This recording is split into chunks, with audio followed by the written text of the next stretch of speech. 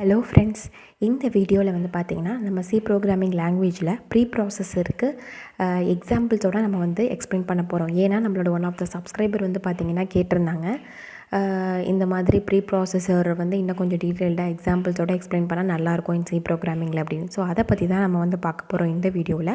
வீடியோக்குள்ளே போகிறதுக்கு முன்னாடி நம்ம EduTut சேனல் நீங்கள் இது வரைக்கும் சப்ஸ்கிரைப் பண்ணல அப்படின்னா கீழே சப்ஸ்கிரைப் பட்டன் இருக்கும், அதை மறக்காமல் கிளிக் பண்ணுங்கள். அப்படியே அதுக்கு பக்கத்தில் பெல் நோட்டிஃபிகேஷன் ஐக்கான் இருக்கும், அதையும் கிளிக் பண்ணி அதில் ஆல் அப்படிங்கிற ஆப்ஷனை செலக்ட் பண்ணி வச்சுக்கோங்க. அப்போ தான் உங்களுக்கு ஃபர்தர் நோட்டிஃபிகேஷன்ஸ் காட்டும் நான் வீடியோஸ் அப்லோட் பண்ணுறப்ப நீங்களும் பார்த்து குயிக்காக லேர்ன் பண்ண முடியும். ஓகே ஃப்ரெண்ட்ஸ், இப்போ நம்ம வீடியோக்குள்ளே போகலாம். ஸோ ப்ரீப்ராசஸர் எக்ஸாம்பிள் ப்ரோக்ராம் நம்ம பார்க்குறதுக்கு முன்னாடி ஜஸ்ட் அதை வந்து ரெஃப்ரெஷ் பண்ணி பார்த்துக்கலாம் அதோட கான்செப்டை. ஸோ சியில் வந்து பார்த்திங்க அப்படின்னா வந்து ப்ரீப்ராசஸர் எப்படி எக்ஸிக்யூட் ஆகுது அப்படின்னு சொல்லி வந்து பார்த்திங்கன்னா, இப்போ ஃபார் எக்ஸாம்பிள் நம்ம ஒரு சோர்ஸ் கோட் எழுதி பண்ணுறோம், அதை எப்படி வந்து கம்பைலர் பண்ணோம் அப்படிங்கிறதே நம்ம ஒரு இதுவாக சார்ட்டில் வந்து நான் டிஸ்ப்ளே பண்ணியிருக்கேன், பார்த்துக்கோங்க. இப்போ ஒரு ப்ரோக்ராமர் நான் தான், இப்போ நீங்கள் தான் ஒரு ப்ரோக்ராம்னு வச்சுக்கோங்க. ஸோ நீங்கள் என்ன பண்ணுறீங்கன்னா ஒரு சோர்ஸ் கோட் எழுதுறீங்க, அதாவது ஒரு டாஸ்க் இருக்குது, அந்த டாஸ்க்கு என்ன பெர்ஃபார்ம் பண்ணணும்னு நினைக்கிறீங்களோ, for example addition of 2 numbers அப்படின்னா அந்த டாஸ்க்கு தேவையான ப்ரோக்ராமர் கோடை நீங்கள் எழுதி வச்சுருக்கீங்க. அதை தான் நம்ம என்ன சொல்கிறோன்னா சோர்ஸ் கோடுன்னு சொல்லி சொல்கிறோம். ஸோ இப்போ நீங்கள் ப்ரோக்ராமர் எழுதியிருக்கக்கூடிய கோடு தான் சோர்ஸ் கோடு. அந்த சோர்ஸ் கோடு தான் நம்ம என்ன ஃபார்மேட்டில் வந்து ஸ்டோர் பண்ணியிருப்போன்னா program.c அப்படிங்கிற ஃபார்மேட்டில் வந்து பார்த்திங்கன்னா உங்களுக்கு வந்து நீங்கள் வந்து சேவ் பண்ணி வச்சுருப்பீங்க ஃபைலை. அதுக்கப்புறமாட்டிக்கு ஆட்டோமேட்டிக்காக என்ன பண்ணும் அப்படின்னா, நீங்கள் கம்பைலர்கிட்ட கொடுக்குறீங்க அப்படின்னா ஃபஸ்ட் அதை வந்து என்ன செக் பண்ணணும்னா, ஏதாவது ப்ரீப்ராசஸர் டைரக்டிவ்ஸ் இருக்கா அப்படின்னு சொல்லி செக் பண்ணும் அந்த ப்ரோக்ராம். ஸோ இருந்துச்சுன்னா என்ன பண்ணும் அப்படின்னா வந்து கம்பைலருக்கு அனுப்புறதுக்கு முன்னாடியே ப்ரீப்ராசஸர் அப்படின்னு ஒன்று இருக்கும். ஸோ அதுக்கு தேவையான என்ன ஆக்ஷன் பர்ஃபார்ம் பண்ணணுமோ அந்த ப்ரீப்ராசஸர் ப்ரோக்ராம் கிட்ட கொடுத்து நீ என்னென்ன ஆப்ரேஷன் பெர்ஃபார்ம் பண்ண அப்படின்னு சொல்லி சொல்லும். சப்போஸ் நீங்கள் எழுதியிருக்க சோர்ஸ் கோடில் எந்த ஒரு ப்ரீப்ராசஸர் டைரக்டிவ்ஸுமே இல்லை அப்படின்னா டேரெக்டாக கம்பைலருக்கு கொடுத்துரும். ஸோ இதுதான் வந்து பார்த்திங்கன்னா ஸ்டெப், எப்படி வந்து கம்பைலர் வந்து என்ன மாதிரி ஆப்ரேஷன் பண்ணுது அப்படின்னு. ஸோ உங்கள் ப்ரோக்ராமில் ப்ரீப்ராசஸர் டைரக்டிவ்ஸ் இருந்துச்சு அப்படின்னா ஃபஸ்ட்டு ப்ரீப்ராசஸர் ப்ரோக்ராமில் தனியாக ஒரு சாஃப்ட்வேர் பீஸ் இருக்கும், அது அதோட ஆக்ஷனை பர்ஃபார்ம் பண்ணிவிட்டு அதுக்கப்புறமாட்டி கம்பைலருக்கு கொடுக்கும். உங்கள் கோடில் வந்து பார்த்திங்கன்னா ப்ரீப்ராசஸர் டைரக்டிவ்ஸ் இல்லை அப்படின்னா டேரெக்டாகவே கம்பைலருக்கு வந்து சோர்ஸ் கோடை கொடுத்துரும். ஸோ இந்த இடத்துல வந்து பார்த்திங்கன்னா இப்போ ஃபார் எக்ஸாம்பிள் நீங்கள் எழுதியிருக்க சோர்ஸ் கோடில் வந்து ப்ரீப்ராசஸர் டைரக்டிவ்ஸ் வந்து நீங்கள் வந்து எழுதியிருக்கீங்கன்னு வச்சுக்கோங்க.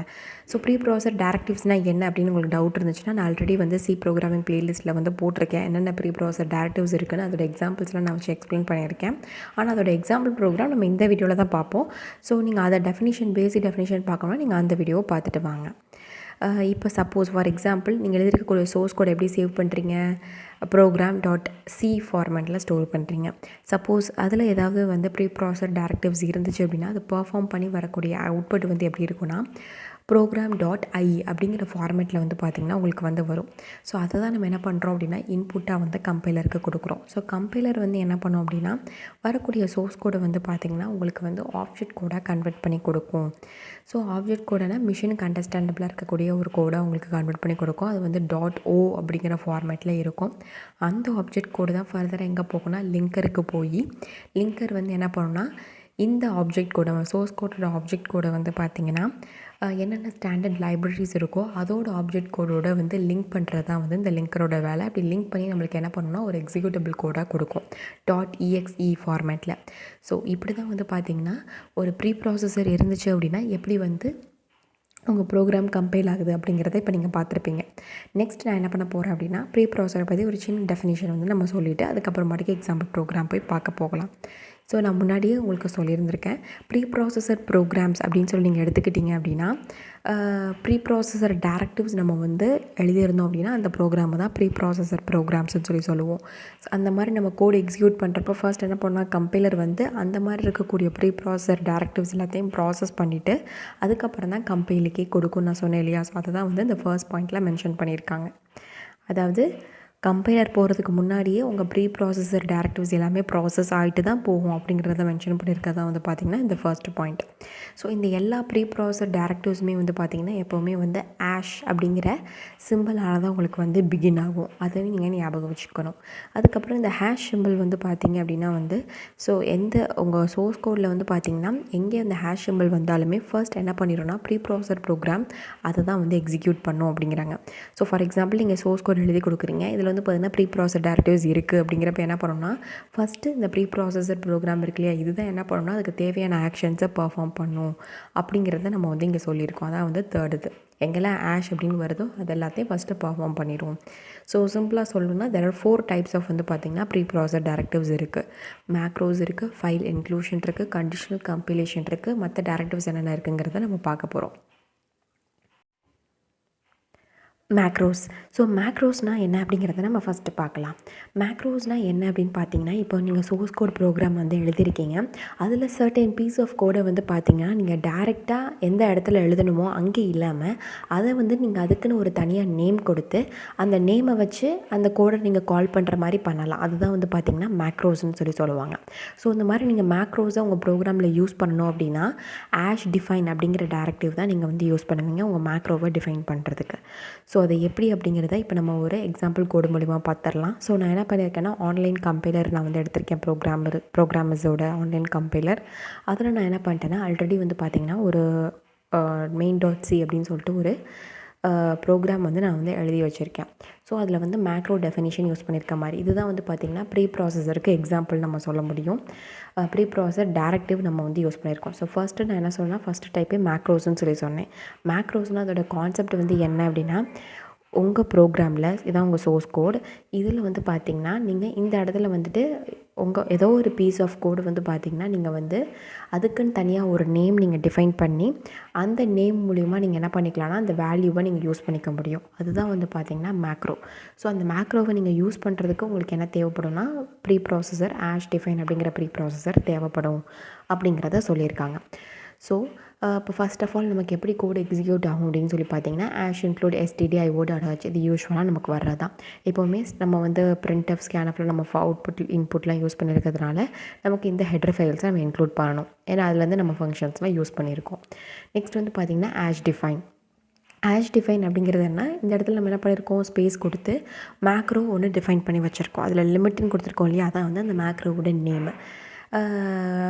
அதுக்கு என்ன வேல்யூ கொடுத்துருக்கோம் அப்படின்னா 5ன்னு கொடுத்துருக்கோம். நெக்ஸ்ட் வந்து பார்த்தீங்கன்னா மெயின் ஃபங்க்ஷன் நான் என்ன பண்ணியிருக்கேன் அப்படின்னா ஒரு ஃபார் லூப் நான் எழுதியிருக்கேன். அந்த ஃபார் லூப்பில் வந்து பார்த்திங்கன்னா i is equal to 0 அப்படின்னு ஒரு வேல்யூவை இனிஷியலைஸ் பண்ணி i is less than லிமிட்னு கொடுத்துருக்கேன்.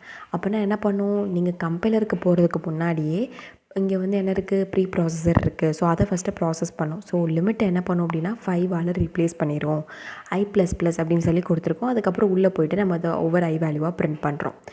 இது இப்படி தான் வந்து பார்த்திங்கன்னா உங்களுக்கு கோடு வந்து எக்ஸிக்யூட் ஆகும். ஸோ இப்போ உங்களுக்கு வந்து பார்த்திங்கன்னா i is equal to 0, i is less than 5ன்னு சொல்லி வருது. ஸோ 0ல் உங்களுக்கு எக்ஸிக்யூட் ஆகும், 1ல் எக்ஸிக்யூட் ஆகும், 2ல் எக்ஸிக்யூட் ஆகும், 3ல் எக்ஸிக்யூட் ஆகும், 4ல் எக்ஸிக்யூட் ஆகும். ஆனால் 5 வரப்போ நமக்கு கண்டிஷன் வந்து ஃபெயில் ஆகி என்ன ஆகும்னா எக்ஸிக்யூட் ஆகாமல் போயிடும். ஸோ மெயினாக இங்கே வந்து பார்த்திங்கன்னா நம்ம என்ன சொல்ல வரோம் அப்படின்னா மேக்ரோவை எப்படி டிஃபைன் பண்ணுறது அப்படிங்கிறத நம்ம பார்த்துட்ருக்கோம். ஸோ நான் சொன்னேன் இல்லையா, ஸோ ஆஷ் டிஃபைன் அப்படிங்கிற அந்த ஸ்டேட்மெண்ட்டை யூஸ் பண்ணி நம்ம மேக்ரோவை டிஃபைன் பண்ணியிருக்கோம். நீங்கள் மேக்ரோ டிஃபைன் பண்ணுறீங்க அப்படின்னா வந்து எல்லாமே அப்பர் கேசஸாக தான் இருக்கணும். ஸ்பேஸ் அதோட வேல்யூ நம்ம கொடுத்துருக்கோம்.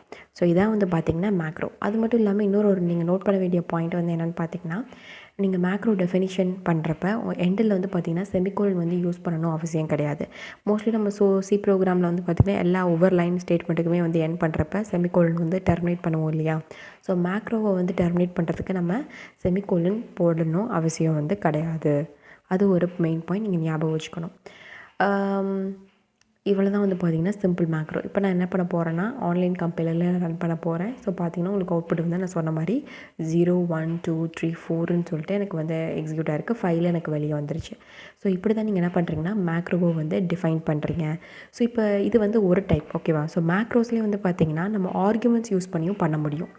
ஸோ அது எப்படி ஆர்குமெண்ட்ஸ் யூஸ் பண்ணி பண்ணுறது அப்படிங்கிறதையும் இப்போ நான் உங்களுக்கு எக்ஸ்பிளைன் பண்ண போகிறேன். ஸோ இப்போ நம்ம டிஃபைன் பண்ணியிருந்தோம் இல்லையா. ஸோ இது வந்து என்னென்னா கிட்டத்தட்ட ஒரு வேரியபிள் மாதிரி நம்ம டிஃபைன் பண்ணி யூஸ் பண்ணியிருக்கோம். அதாவது லிமிட் அப்படிங்கிற வேரியபிளுக்கு நம்ம 5 அப்படிங்கிற வேல்யூ அசைன் பண்ணிருக்கிற மாதிரி நீங்கள் வந்து அஸ்யூம் பண்ணிக்கலாம். ஸோ இது ஒரு விதமான மேக்ரோ டெஃபினிஷன். நான் என்ன சொல்லியிருக்கேன், மேக்ரோஸ்க்கு சில ஆர்கியூமெண்ட்ஸும் நம்ம வந்து பாஸ் பண்ணலாம். ஸோ மேக்ரோஸ்க்கு நம்ம ஆர்கியூமெண்ட்ஸ் பாஸ் பண்ணுறோன்னா என்ன மாதிரி இது வந்து எக்ஸிக்யூட் ஆகும்னா ஃபங்க்ஷன்ஸ் மாதிரி எக்ஸிக்யூட் ஆகும். அது எப்படி அப்படிங்கிறத வந்து பார்த்திங்கன்னா நீங்கள் எழுதி வச்சுருக்கேன். ஸோ இது கிட்டத்தட்ட வந்து வேரியபிள் டெஃபினிஷன் மாதிரி. இன்னொரு இது வந்து பார்த்திங்க அப்படின்னா வந்து மேக்ரோஸ் வித் பேராமீட்டர்ஸ் நீங்கள் யூஸ் பண்ணிங்கன்னா கிட்டத்தட்ட ஒரு ஃபங்க்ஷன் மாதிரி அது வந்து ஒர்க் ஆகும் அப்படிங்கிறது தான். ரொம்ப பெருசாக இருக்கேன், நீங்கள் வந்து காம்ப்ளிகேட் பண்ணிக்க தேவையில்லை. ரொம்ப ரொம்ப சிம்பிள். அதாவது ஆல்ரெடி நான் மேக்ரோன்னு என்ன சொல்லியிருக்கேன் அப்படின்னா மேக்ரோ அப்படிங்கிறது என்னென்னா ஒரு நீங்கள் எழுதியிருக்கக்கூடிய சோர்ஸ் கோடில் ஒரு சிம்பிள் பீஸ் ஆஃப் கோடை வந்து பார்த்திங்கன்னா நீங்கள் ஒரு நேம் மூலிமா அதை ரெப்ரசென்ட் பண்ணுறீங்க. For example simple piece of கோடை நீங்கள் இங்கேயே எழுதியிருந்திருக்கலாம். அதுக்கு பதிலாக நான் என்ன பண்ணுறேன் அப்படின்னா வந்து இந்த இடத்துல நான் வந்து டிஃபைன் பண்ணிவிட்டு அதுக்கு நான் ஒரு நேம் வந்து கொடுக்குறேன். இதுதான் வந்து பார்த்திங்கன்னா அந்த மேக்ரோவோட நேமு.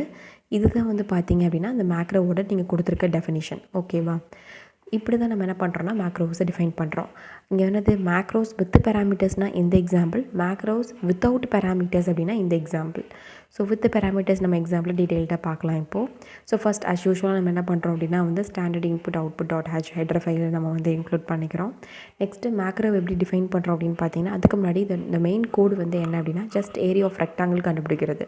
ரெக்டாங்கிளோட ஃபார்முலா என்னது L/B அப்படின்னு சொல்லி வரும் இல்லையா? ஸோ நான் என்ன பண்ணுறேன் அப்படின்னா வந்து லென்த்து வேணும், பிரெத்து வேணும். அப்போ நான் 2 வேரியபிள்ஸ் வேணும் இல்லையா? அதனால் 2 இன்டீஜர் வேரியபிள்ஸ் நான் வந்து எழுதியிருக்கேன். int L1 int L2 அப்படின்னு சொல்லிட்டு. ஸோ லென்த் இன்ட்டு பிரெத் ரெண்டுக்குமே. ஸோ 10 5 அப்படின்னு சொல்லி அதுலேருந்து வரக்கூடிய ரிசல்ட்டை ஒரு வேரியபிளில் ஸ்டோர் பண்ணி வைக்கணுங்கிறதுக்காண்டி ஏரியா அப்படின்னு ஒரு வேரியபிளும் நான் வந்து எழுதியிருக்கேன். ஸோ இன்டீஜரில் வந்து பார்த்திங்கன்னா 3 வேரியபிள்ஸ் நம்ம வந்து டிக்ளேர் பண்ணியிருக்கோம். 2 வேரியபிள்ஸை இனிஷியலைஸும் பண்ணிட்டோம். இப்போ அடுத்து என்ன பண்ணுறேன்னா தேர்டு ஏரியா அப்படிங்கிற வேரியபிளுக்கு நான் இனிஷியலைஸ் பண்ணுறேன். எப்படி இனிஷியலைஸ் பண்ணுறேன் அப்படின்னா டேரெக்டாகவே நான் என்ன பண்ணியிருக்கலாம் L1 × L2ன்னு சொல்லி போட்டிருக்கலாம். அதுக்கு பதிலாக நான் என்ன பண்ணுறேன் அப்படின்னா லென்த்தையும் பிரெத்துக்கும் ஒரு ஃபங்க்ஷன் மாதிரி நான் வந்து எழுதுகிறேன். ஏன் இது எந்த மாதிரி கேசஸில் யூஸ்ஃபுல்லாக இருக்கும் அப்படின்னா இப்போ நீங்கள் மல்டிபிள் ஏரியா ஆஃப் ரெக்டாங்கிள்ஸ் கண்டுபிடிக்கணும் அப்படின்னா இப்போ ஒரு இடத்துல டிஃபைன் பண்ணி வச்சிட்டிங்கன்னா அதை நீங்கள் திரும்ப யூஸ் பண்ணிக்கலாம் இல்லையா? அந்த மாதிரி கேசஸில் ஹெல்ப்ஃபுல்லாக இருக்கும். கிட்டத்தட்ட ஃபங்க்ஷன் டெஃபினிஷன், ஃபங்க்ஷன் கால் அந்த மாதிரி தான். ஸோ நான் என்ன பண்ணுறேன் அப்படின்னா ஏரியா ஆஃப் L1, L2ன்னு சொல்லி நான் பாஸ் பண்ணுறேன். ஸோ இங்கே ஏரியாங்கிறது என்ன அப்படின்னா அந்த இடத்துல நம்ம என்ன பண்ணியிருக்கோம் ஒரு மேக்ரோ டிஃபைன் பண்ணியிருக்கோம். எப்படி ஹேஷ் டிஃபைன் ஸ்பேஸ் கொடுத்து நம்ம மேக்ரோ டெஃபினிஷன் வந்து கொடுத்துருக்கோம். எப்படின்னா வித் பேராமீட்டர்ஸோட. ஸோ ஏரியா அப்படிங்கிறது மேக்ரோவோட நேமு. ப்ராக்கெட்டில் வந்து பார்த்திங்கன்னா L/L, Bன்னு சொல்லி கொடுத்துருக்கோம். அதோட டெஃபினிஷன் வந்து என்ன பார்த்திங்கன்னா L/B அப்படின்னு சொல்லி நான் கொடுத்துருக்கேன். ஸோ L1 and L2 நீங்கள் என்ன பாஸ் பண்ணுறீங்களோ அது L-ம் B-யுமா போகும். ஸோ L1 வந்து L அசைன் ஆகும், L2 வந்து B அசைன் ஆகும். ஸோ இங்கே போகிற வேல்யூ இங்கே என்ன ஆகணும் ஆட்டோமேட்டிக்காக ரெண்டுமே வந்து மல்டிப்ளை ஆகும் L/B. ஸோ என்ன வேல்யூ நமக்கு பாஸ் ஆகும்னு பார்த்தீங்கன்னா 10 5. இதெல்லாம் உங்களுக்கு எப்போ இந்த வேல்யூஸ் பாஸ் ஆகும்னு சொல்லி வந்து நினச்சிங்க அப்படின்னா இதெல்லாம் வந்து ப்ரீ ப்ராசஸர் வந்து எக்ஸிக்யூட் ஆகும் நான் சொன்னேன் இல்லையா அந்த ஸ்லைடில். அப்போவே வந்து பார்த்திங்கன்னா உங்களுக்கு இது எல்லாமே வந்து நடந்து முடிஞ்சிடும். ஸோ கம்பைலர் போகிறதுக்கு முன்னாடியே இதோட வேல்யூஸ் எல்லாமே சப்ஸ்டியூட் ஆகிரும். ஸோ 10 × 5 அப்படின்னு சொல்லி இங்கே போயிருக்கும். 10 × 5ங்கிறது 50 அப்படிங்கிற வேல்யூ வந்து இந்த இடத்துல ஸ்டோர் ஆகிருக்கும். ஸோ நமக்கு எந்த கம்பைலர் கிட்ட போய் எக்ஸிக்யூட் ஆகி ஃபைனலாக வர்றப்போ தான் நமக்கு என்ன ஆகும்னா ஏரியா இங்கே 50ன்னு சொல்லி பிரிண்ட் ஆகுது. So area of rectangle is என்ன வேல்யூ நம்ம வந்து இன்டிஜர் வேல்யூ 50 வந்து நம்ம வந்து பிரிண்ட் பண்ணுறோம். இப்போ நான் அந்த கோடை எக்ஸிக்யூட் பண்ணுறேன் பாருங்கள். ஏரியா ஆஃப் ரெக்டாங்கிள் இஸ் 50 அப்படின்னு சொல்லிட்டு அவுட்புட் வந்து காட்டுது. ஸோ இப்படி தான் வந்து பார்த்திங்கன்னா நீங்கள் மேக்ரோஸ்க்கு பேராமீட்டர்ஸ் கொடுத்து நீங்கள் என்ன பண்ணலாம்னா யூஸ் பண்ணிக்கலாம். இப்போ நான் ஏரியா ஆஃப் ரெக்டாங்கிள் யூஸ் பண்ணியிருக்கேன் இல்லையா? ஸோ இதே மாதிரி நீங்கள் மற்ற ப்ரோக்ராம்ஸையும் நீங்கள் வந்து எக்ஸிக்யூட் பண்ணி பார்க்க முடியும். ஸோ வால்யூம் ஆஃப் கியூபாய்டு இந்த மாதிரி நீங்கள் எதை வேணாலும் நீங்கள் வந்து ஏரியா ஆஃப் ஸ்கொயர் ஸோ எதை வேணாலும் நீங்கள் வந்து இந்த மாதிரி மேக்ரோஸ் யூஸ் பண்ணி நீங்கள் வந்து எழுத முடியும் அப்படிங்கிறத நான் உங்களுக்கு ஒரு எக்ஸாம்பிளில் காமிச்சிருக்கேன். நீங்களும் என்னோட டெஸ்ட் பண்ணி பாருங்கள். ஏன்னா next set of types of preprocessors பற்றி வந்து பார்த்திங்கன்னா நம்ம நெக்ஸ்ட் வீடியோவில் நான் வந்து போட போகிறேன் பார்ட் 2 வீடியோவில். ஸோ நீங்கள் அந்த வீடியோ பார்க்குறதுக்கு முன்னாடி நம்ம EduTut சேனல் இது வரைக்கும் நீங்கள் சப்ஸ்கிரைப் பண்ணல அப்படின்னா சப்ஸ்கிரைப் பண்ணுங்கள். உங்கள் ஃப்ரெண்ட்ஸ்க்கு மறக்காமல் ஷேர் பண்ணி சப்போர்ட் பண்ணுங்கள் ஃப்ரெண்ட்ஸ். தேங்க்யூ. கீப் வாட்சிங்.